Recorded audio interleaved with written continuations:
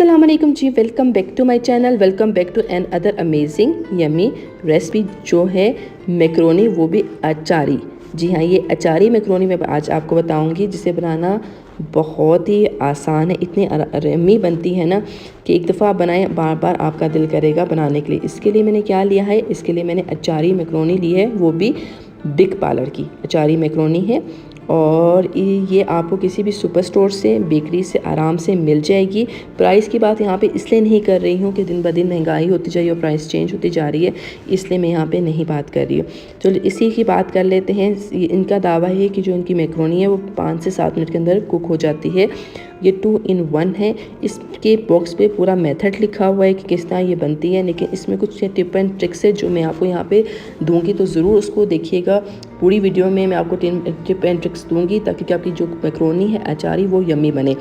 इसके सिवा आप गोश्त के साथ, यानी कि बकरे के गोश्त के साथ भी बना सकते हैं, और लेकिन उस पर थोड़ा सा टाइम ज़्यादा रिक्वायर्ड होता है, लेकिन यहाँ पे हम चिकन का इस्तेमाल करेंगे। तो जल्दी से हम इस बॉक्स को खोल लेते हैं। बॉक्स को खोलने पे एक पैकेट आपको मैक्रोनी का मिलेगा जो अचारी फ्लेवर का होगा, और बिग पार्लर की मुख्तलिफ फ्लेवर्स की मैक्रोनीज़ भी आपको मार्केट में आसानी से मिल जाएंगी। ये वो साशे हैं जिसमें अचारी मैक्रोनी का मसाला है, इनके ऊपर डेट वगैरह लिखी हुई है। और पहले हम मैक्रोनी को भी बॉयल कर लेते हैं, और साथ ही हम एक और काम कर लेते हैं, हम अपना मिक्सचर तैयार कर लेते हैं। आँच मैंने ऑन कर ली है। इसके साथ ही मैंने कढ़ाई रख ली है, और यहाँ पर मैं 4 से 5 चम्मच कुकिंग ऑयल का इस्तेमाल कर रही हूँ। जैसे कुकिंग ऑयल थोड़ा सा गर्म होता है तो हम नेक्स्ट स्टेप कर लेते हैं। ये मैंने यहाँ पे एक बड़े साइज़ का प्याज है, उसको मैंने बारीक बारीक चॉप कर लिया है, और आंच मैंने मीडियम से लो कर ली है, क्योंकि हमने ये जो प्याज मैं आपके सामने डाल रही हूँ ना चॉप किया हुआ, इसको मैंने इतना पकाना है कि प्याज जो है वो नरम हो जाए। हमने इस प्याज को गोल्डन ब्राउन की तरफ नहीं लेके जाना है, क्योंकि हम इसका पेस्ट बना रहे हैं, यानी कि मसाला बना रहे हैं, तो हमें अब इसके मुताबिक ही बनाना है।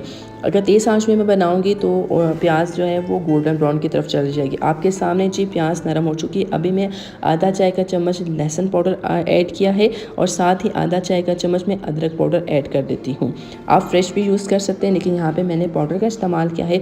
अच्छा, जब मैं पाउडर इस्तेमाल करूँगी तो 2 से 3 सेकंड तक ही इस मसाले में यानी कि अदरक लहसुन को भूनूंगी, ज़्यादा नहीं, क्योंकि अदरक लहसुन पाउडर की सूरत में है, ये ना हो कि वो जल जाए। 2 से 3 सेकंड बाद ही मैंने एक 400 ग्राम बोनलेस चिकन ली है। इसके मैंने छोटे छोटे पीसेस कर लिए थे। अब इस ऑयल में मैं डाल दूँगी, और आंच मेरी मीडियम से लो ही है, ताकि कि चिकन को हमने इस ऑयल में कुक करना है। ये ना हो कि कुक करने के दौरान जो है अदरक लहसुन पाउडर जो है वो जल जाए। अब मैं इसको इतना कुक करूँगी, आप ये देखिए साहब, ऐसा नज़र आ रहा है आपको कि जो चिकन है वो अपना कलर चेंज कर रही है, वाइट की तरफ जा रही है।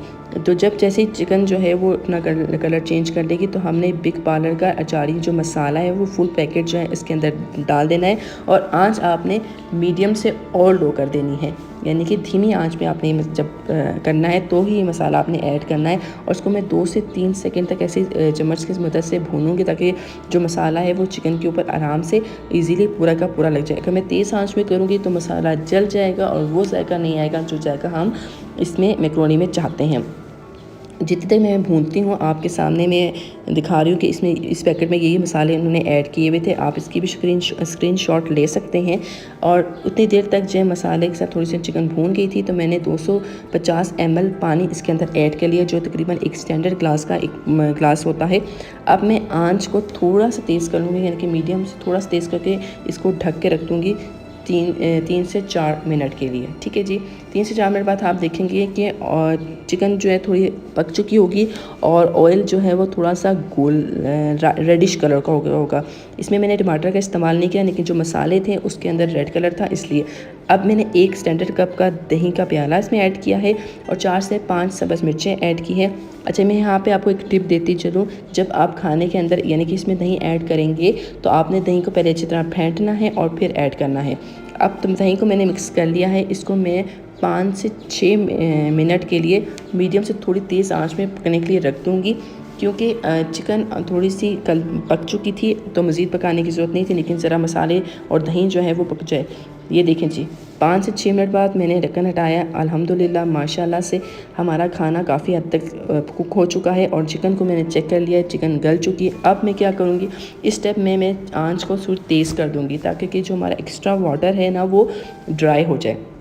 ताकि कि जो मैक्रोनी हम इसके अंदर डालें तो वो शोरबे वाली मैक्रोनी ना मिले बने, बल्कि मसाले वाली। अच्छा, यहाँ पे मैं मैक्रोनी मैंने कुक कर दी थी। मैक्रोनी के कुक करने से पहले मैंने पानी लिया, उसमें 1 चम्मच नमक डाला और जब वो बॉयल हुआ तो फिर मैक्रोनी मैंने कुक की। इतनी कुक की कि एक कनी बन रही थी। उसके बाद मैंने इसको ठंडे पानी से वॉश किया और ऑयल लगा के रख दिया।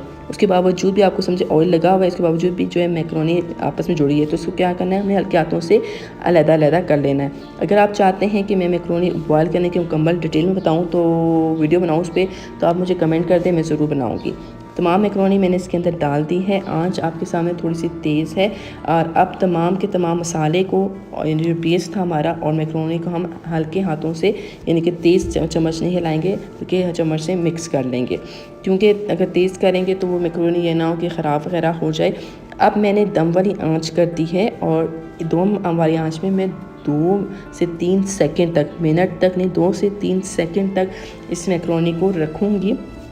उसके बाद मैं 2 से 3 सेकंड बाद आंच बंद कर दूंगी और थोड़ी देर तक और मैंने इसी तरह ढक के रखना है। इससे क्या होगा, एक अच्छा सा जायका डेवलप होगा और मसाले जो अच्छी तरह मैक्रोनी के साथ मिक्स हो जाएंगे और एक अच्छा जायकेदार मैक्रोनी, अचारी मैक्रोनी हमारे पास हाजिर हो। ये देखें जी, बिस्मिल्लाह, शुक्र अल्हम्दुलिल्लाह, मैक्रोनी प्रॉपर्ली उसी तरह बनी है जिस तरह मैं बनाना चाह रही थी। आप भी ज़रूर ट्राई कीजिएगा इस तरह। अब मैं आपको डिश आउट करके दिखाती हूँ कि बिल्कुल भी मैक्रोनी जो है जुड़ी हुई नहीं, अलग-अलग। ये देखिए, मैं करीब से आपको दिखा रही हूँ। बहुत ही यम्मी चटखारेदार अचारी मैक्रोनी है। ज़रूर ट्राई कीजिएगा। जिस टिप से मैंने आपको बताया है उस टिप एंड ट्रिक से ट्राई कीजिएगा और मुझे कमेंट करके ज़रूर बताइएगा। तो ये कितने बंदों के लिए, इनके मुताबिक ये 4 बंदे खा सकते हैं। मेरे मुताबिक जितना जिसका पेट है उतना मुताबिक वो खा सकता है। तो ज़रूर ट्राई कीजिएगा। उम्मीद करती हूँ आज की वीडियो अच्छी लगी लाइक करें, शेयर करें, सब्सक्राइब करें और मुझे इजाज़त दें। अल्लाह हाफिज़।